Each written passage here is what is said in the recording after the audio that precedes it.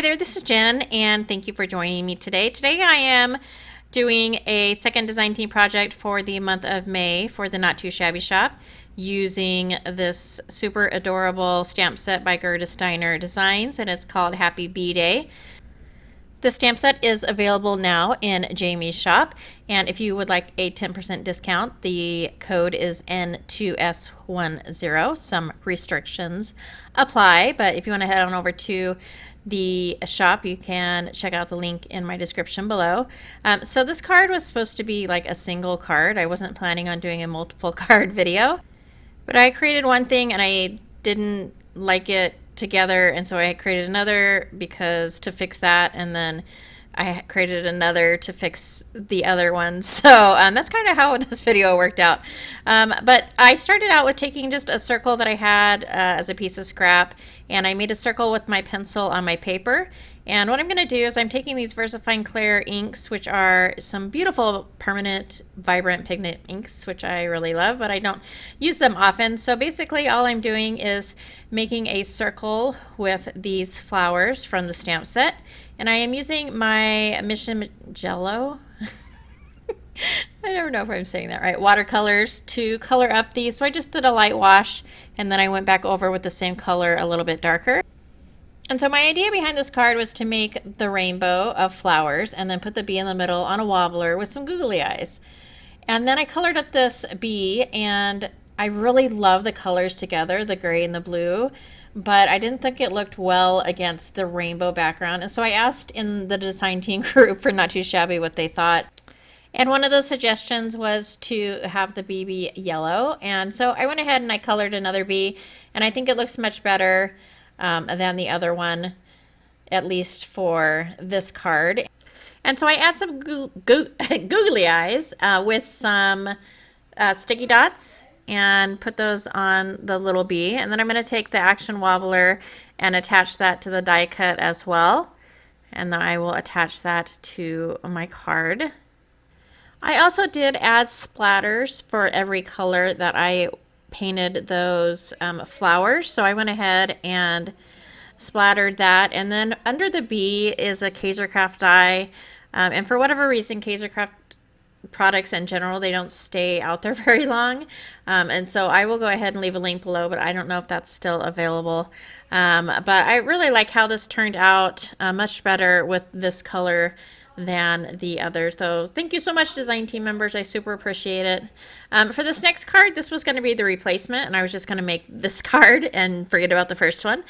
And so this is the card I created with the thought that I was going to use the gray and blue bee. And so what I did was I was going to do some no-line watercoloring, and thought I would try out this Versamark for no line instead of an actual ink. And I'm sure this has been done before, but it's new to me, and so I was actually super excited, I guess. And it's kind of a game changer for me because I love the no line watercoloring the most. And so this is Bristol Smooth cardstock. It probably will work a lot better on Bristol Smooth because it's totally smooth compared to maybe a watercolor paper, but I will definitely try that out.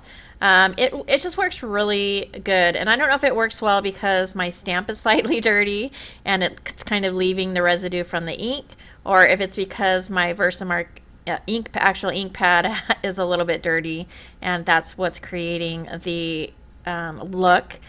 So if it was a new stamp and a clean ink pad, I don't know if it would work as well, but it's definitely worth trying out, and I think it works fantastic. For me, it's kind of better than actually using the distress ink, which is what I usually use, like an antique linen or the tattered rose colors, just a lighter color. And basically all you need for no line watercoloring is just to be able to see the lines so that you know where you're going to put your color. And so, yeah, I was super excited about that. So anyhow, I colored it and I held the bee up, and I was like, I don't like that either. So I colored the other bee, and I didn't want to not use them. So that's why I created a third card. But to finish off the second card, I went ahead and took some distress ink in antique linen, and I just did some light coloring, not over the entire panel, but over kind of that left side. And then I started out with Shabby Shutters on the bottom, and it wasn't dark enough. And then I grabbed my crushed olive, and that darkened it up a little bit more. And then for the side panel, all I did was I took that Tombow marker, the same that I used for the flowers, and just scribbled on a piece of paper. And then I took my spray bottle and spritzed it and kind of let that color move around. And then stamped it up with the sentiment "thank you," and added, I also did splatter it with some white acrylic paint and some water. And then I added some Nouveau gloss crystal drops. And then, so my last card is going to be the bee that I was supposed to use on every card that I had made so far.